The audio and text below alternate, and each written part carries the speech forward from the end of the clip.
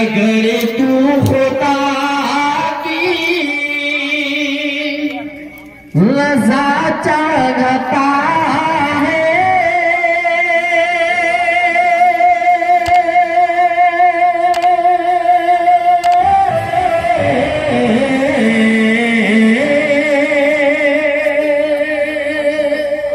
एक मरतबा कह दीजिए सुभान अल्लाह। सब मिल करके कहिए सुभान अल्लाह। अगर तू खुदा की रज़ा चाहता है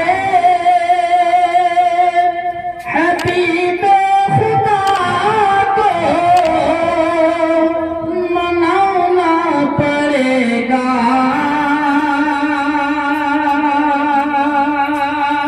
अगर तू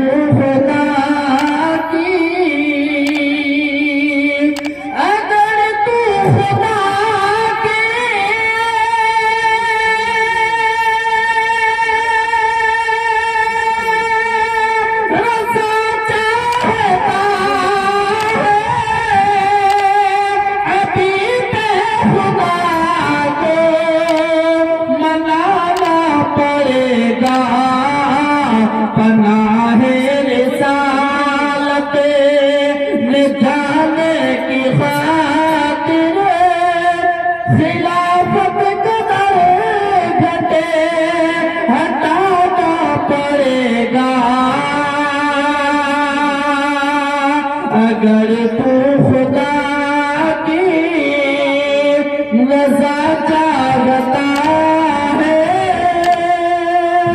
हबीब खुदा को मनाना पड़ेगा।